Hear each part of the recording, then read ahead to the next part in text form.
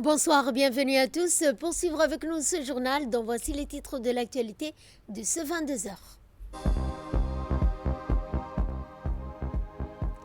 Une cérémonie de présentation des études de préfaisabilité de deux projets ont été donc discutées aujourd'hui. L'ONU rejette un plan d'aide proposé par les États-Unis et Israël. C'est ce que nous verrons en fin de journée. C'était les titres place au développement et nous entamons ce journal par le deuxième contingent des pèlerins djiboutiens qui sont arrivés à la Mecque. Bien, à leur arrivée, cette délégation de fidèles ont été chaleureusement accueillis par la délégation officielle du Hajj mandatée par le ministère des Affaires musulmanes et des biens waqf. Cette délégation, dirigée par des responsables religieux et administratifs, a pour mission d'assurer un accompagnement logistique, sanitaire et spirituel des pèlerins tout au long de leur séjour en Arabie Saoudite. Elle veille également à la bonne organisation des différents rites et au respect du programme officiel du pèlerinage. Selon les autorités religieuses djiboutiennes, ce deuxième groupe est composé de 349 futurs pèlerins venus des différentes régions du pays. Leur arrivée marque également une étape importante dans le déroulement de la saison du Hajj 1446 correspondant à cette année 2025.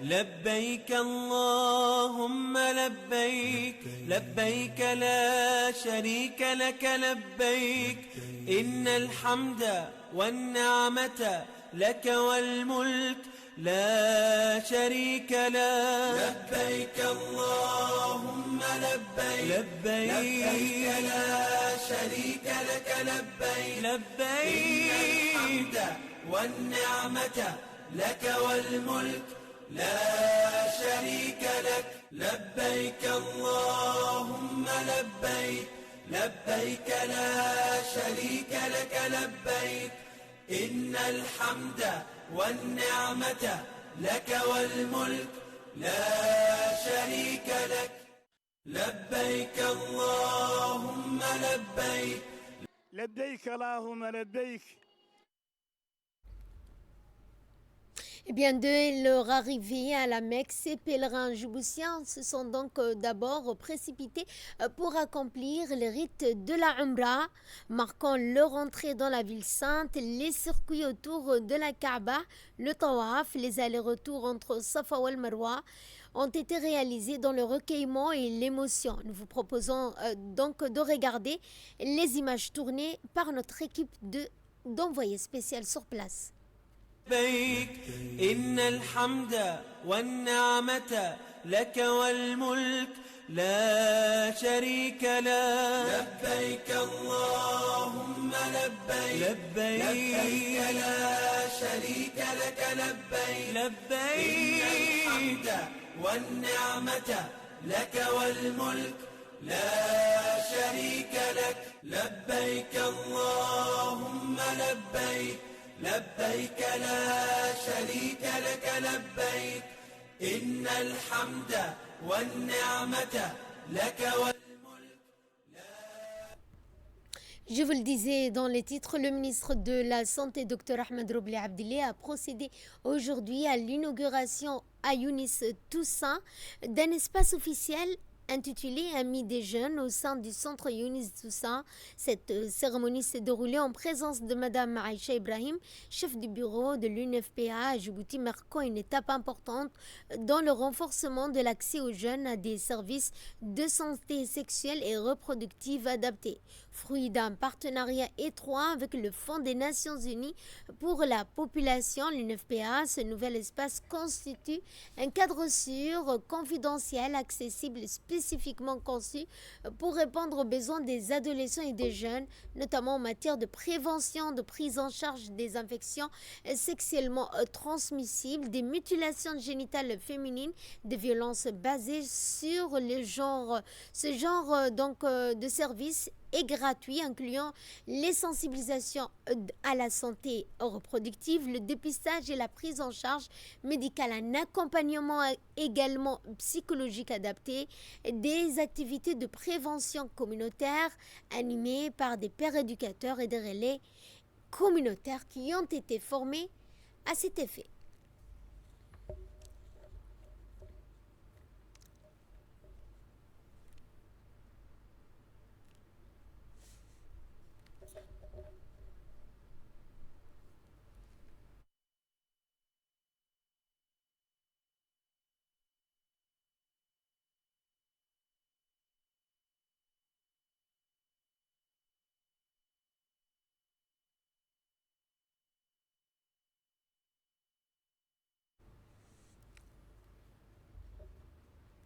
Dans le reste de l'actualité, la Commission des finances, de l'économie générale et du plan a procédé à l'examen du projet de loi numéro 169 de l'année 2025, 9e législature relative à l'approbation des comptes financiers de l'énergie pour l'exercice de l'année 2023, et ce sous la présidence de l'honorable député Charmaké Moussa Aré. La séance s'est tenue en présence de M. Ali Hassan Badon, ministre de la Justice, des Affaires pénitentiaires, chargé des droits de l'homme, accompagné du directeur général de l'énergie et de ses principaux collaborateurs. Suite aux échanges, la commission a émis un avis favorable à l'approbation des comptes financiers de l'énergie pour l'exercice de l'année 2023 et a transmis à la prochaine séance publique de l'Assemblée nationale. On reste toujours à l'Assemblée nationale où, sous la présidence de l'honorable Kaltoum Farah Saïd, la commission de la législation, de l'administration générale et du droit humain de l'Assemblée nationale s'est réunie en séance de travail en ce lundi 19 mai. Cette séance avait pour objet l'examen du projet de loi numéro 168 de l'année 2025, 9e législature, portant aux modifications partielles de l'article 113 du Code du travail. Le gouvernement était représenté par M. Omar Abdi, ministre du Travail chargé de la formalisation, ainsi que du directeur général de la CNSS. Et bien, à l'issue des échanges, les membres de la commission ont procédé à l'analyse approfondie des propositions et amendements et ont transmis pour inscription à l'ordre du jour de la prochaine séance publique de l'Assemblée nationale.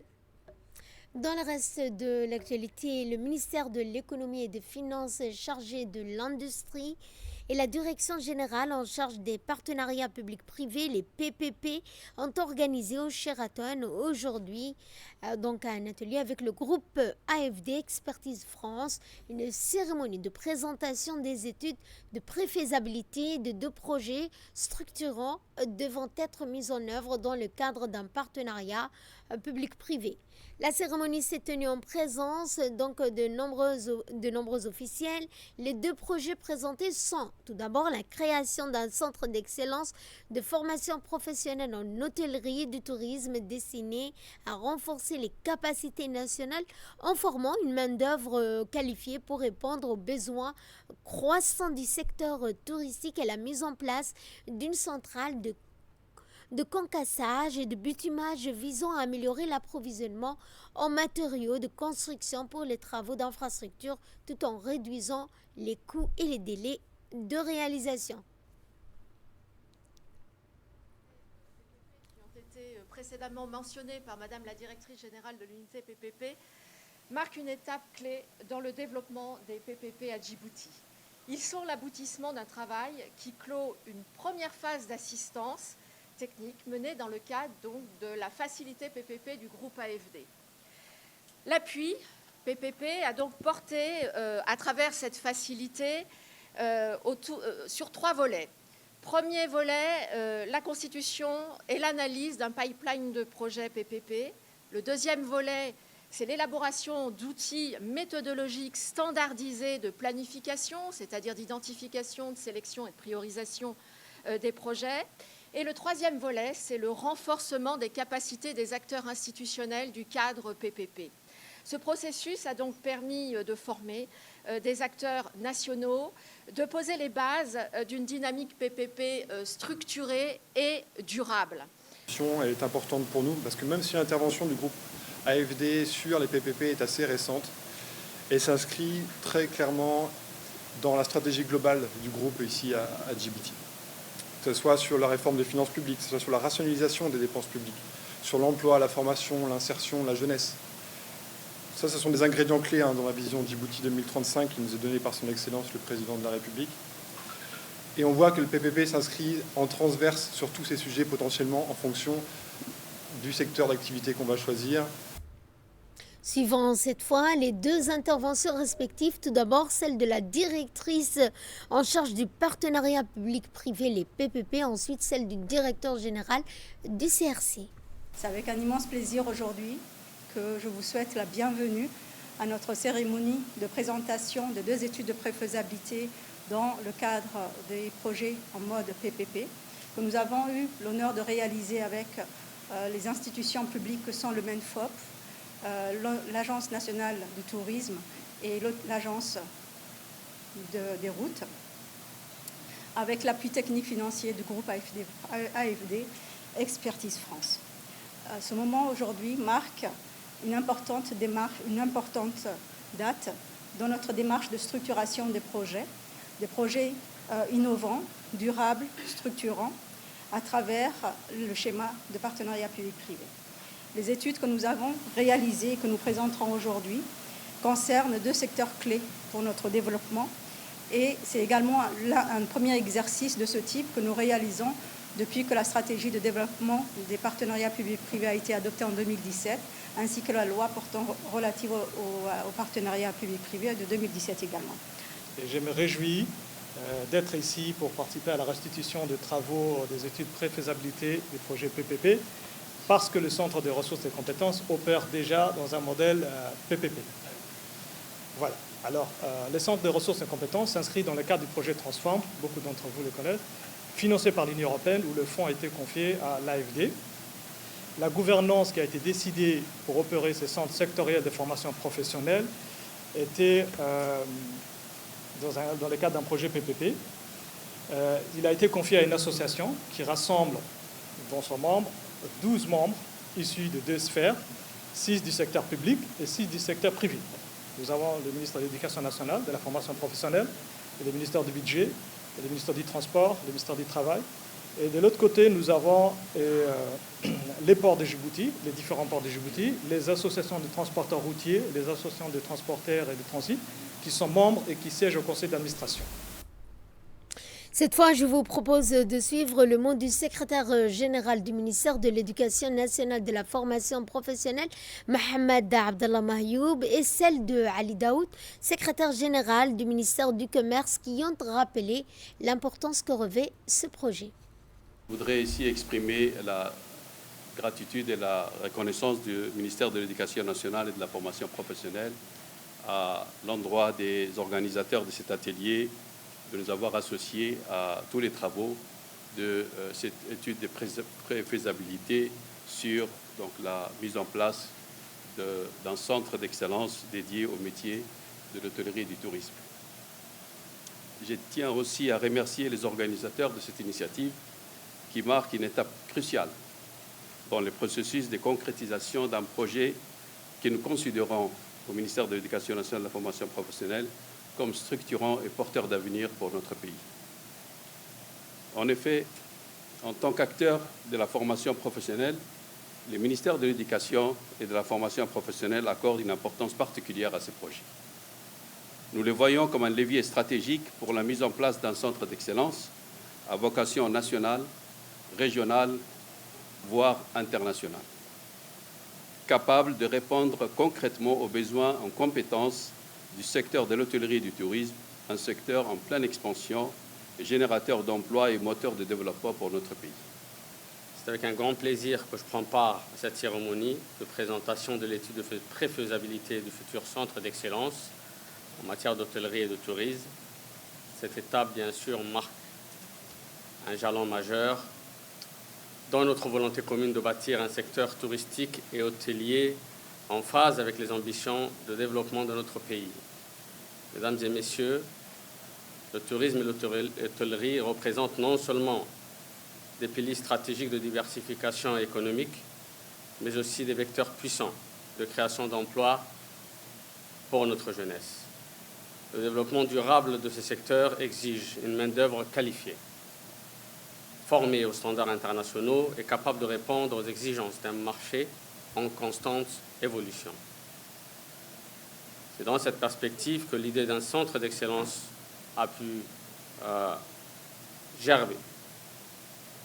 Ce projet incarne notre détermination à investir dans le capital humain, promouvoir l'excellence et de doter notre pays d'un véritable levier de transformation économique et sociale. Quant au secrétaire général du ministère de l'économie et des finances, Abdelrazak Ahmed Idriss, il a rappelé l'importance que revêt ce projet, notamment pour les jeunes. C'est avec un grand honneur et un réel enthousiasme que je prends la parole aujourd'hui à l'occasion de la présentation des 2 études de préfaisabilité relatives au projet des partenariats publics-privés que nous envisageons de réaliser et portant sur 2 secteurs stratégiques pour notre développement économique. La formation professionnelle dans le domaine de l'hôtellerie et du tourisme et les infrastructures des travaux publics à travers la création d'une centrale de concassage et de bitumage. Ces 2 projets s'inscrivent dans la volonté ferme du gouvernement de moderniser notre économie, de renforcer les compétences de notre jeunesse et de doter notre pays des infrastructures nécessaires à une croissance durable et inclusive. Premièrement, le Centre d'excellence de formation professionnelle en hôtellerie et tourisme répond à un besoin urgent, celui de former une main-d'œuvre qualifiée, capable de répondre aux exigences croissantes du secteur touristique en pleine expansion dans notre pays. En partenariat avec le secteur privé, nous voulons bâtir un centre d'excellence doté d'équipements modernes, de formateurs expérimentés et d'un programme de formation adapté aux standards internationaux. Ce projet vise non seulement à créer de l'emploi pour nos jeunes, mais aussi à faire de notre pays une destination touristique de qualité appuyée sur un service professionnel. Dans le reste de l'actualité, la CNDH, la Commission nationale des droits de l'homme, a effectué aujourd'hui une visite de supervision au centre de rétention administrative de Nagat. Cette mission s'inscrit dans le cadre du suivi régulier des conditions de rétention ainsi que des opérations de refoulement de migrants en situation irrégulière. Conduite par le président de la CNDH, Ali Soubani Ateye, la délégation a pu visiter les différentes installations du centre, s'est entretenue également avec les responsables administratifs, sécuritaires, avec plusieurs personnes, des migrantes qui sont retenues. La mission avait pour objectif d'évaluer le respect des droits de l'homme, des droits fondamentaux des personnes migrantes, notamment en ce qui concerne les conditions de rétention, l'accès aux soins. Et à cet effet, donc, le président de la commission des droits de l'homme, la CNDH, a rappelé, donc, il a indiqué qu'il réaffirme son engagement à œuvrer pour le respect des droits humains conformément aux engagements internationaux souscrits par la République de Djibouti. Nous sommes venus ici au centre de rétention administrative des Nagad pour voir les conditions de travail de la police nationale et s'enquérir de la santé, des conditions de rétention, surtout pour les enfants et les catégories vulnérables telles que les femmes enceintes. Et parallèlement, nous avons rencontré les migrants, nous avons posé des questions, nous avons vu nous-mêmes les conditions de détention, que ce soit au niveau des sanitaires, au niveau des repas, au niveau de l'eau. Il n'y a aucun blessé à déplorer et il y a une petite infirmerie aussi qui est disponible. Donc je pense qu'au regard de tout notre contrôle, les conditions sont dignes et il n'y a pas à déplorer des violations des droits humains. La dignité est respectée. Nous allons cette fois à Sochi, en Russie, où une délégation djiboutienne prestigieuse a assisté du 10 au 17 aux Olympiades internationales de biologie. Mehem Mohamed. Des Sochi en Russie a accueilli la prestigieuse Olympiade internationale de biologie, un événement scientifique de haut niveau qui a réuni 75 talents venus des 15 pays à travers le monde. La République de Djibouti, brillamment représentée par 3 élèves de l'école d'excellence, ont remporté haut le couleur nationale et ont remporté le médaille d'or pour la première participation. Organisée par le Centre Surus en partenariat avec des grandes institutions scientifiques et industrielles de renommée, cette Olympiade avait pour objectif de plonger les élèves dans le défi contemporain de la biologie et de la biotechnologie et s'est articulé autour de 3 épreuves exigeantes. Une épreuve théorique individuelle avec 60 questions complexes couvrant l'ensemble des branches de la biologie sur une durée de 4 heures. Une épreuve pratique en laboratoire répartie en des sessions de 2 heures chacune, mobilisant des équipements modernes pour tester la précision expérimentale des participants et enfin un projet de recherche en équipe centré sur une problématique réelle où innovation et coopération étaient le maître mot. Les 3 élèves djiboutiens ont su faire preuve de rigueur scientifique et de créativité et d'un travail d'équipe exemplaire, leur permettant de décrocher la médaille d'or parmi les meilleures délégations du monde. Cette victoire est le fruit de l'engagement collectif, celui des élèves, de leurs encadreurs et de leurs enseignants et témoins du potentiel scientifique des jeunes djiboutiens, de la qualité croissante du système éducatif ainsi que du rôle central de l'école d'excellence dans la formation des élites capables de rivaliser avec le meilleur du monde. Le ministre de l'Éducation nationale et de la formation professionnelle, Moustapha Mohamed Mahmoud, adresse ses plus vives félicitations aux lauréats et à tous ceux qui ont contribué à cette réussite. Cette victoire est une source de fierté nationale et un modèle d'inspiration pour l'ensemble de la jeunesse à Djibouti. Et à leur retour à Djibouti, ces mêmes lauréats ont reçu un accueil triomphal, qui ont donc remporté la médaille d'or des Olympiades internationales en biologie. Mahi Mohamed A marqué l'histoire scientifique et éducative en décrochant une médaille d'or lors de sa toute première participation à l'Olympiade internationale de biologie tenue du 10 au 17 mai 2025 en Russie. Cette performance exceptionnelle réalisée par 3 élèves de l'école de l'excellence témoigne du potentiel remarquable de jeunes djiboutiens sur la scène internationale.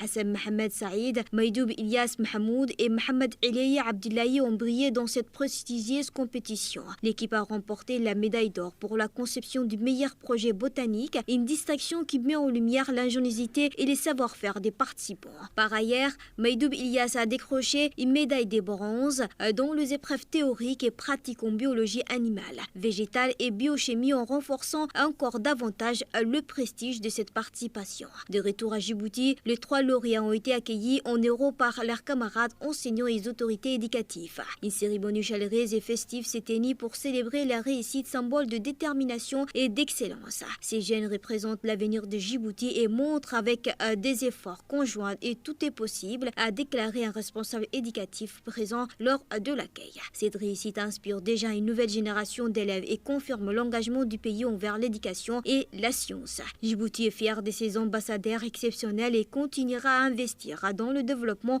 des talents pour rayonner sur la scène internationale.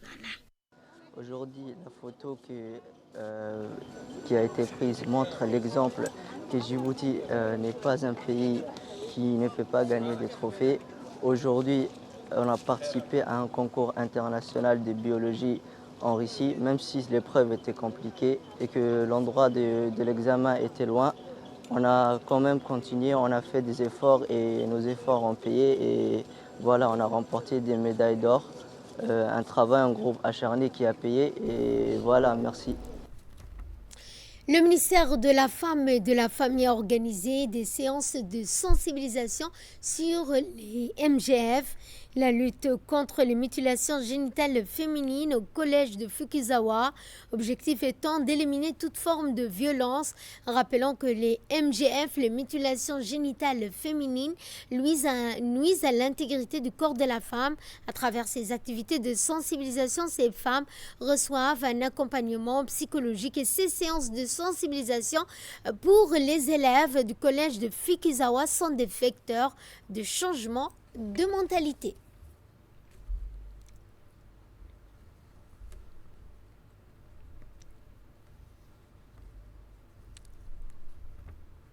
Je vous le disais en début de journal, en ce qui concerne Gaza, l'ONU rejette le plan d'aide proposé par les États-Unis et Israël. Le sous-secrétaire général des Nations Unies a appelé à un accès rapide, sûr et sans entrave aux civils affamés de Gaza. Le responsable des affaires humanitaires de l'ONU rejette dans le même temps les propositions alternatives des États-Unis et d'Israël.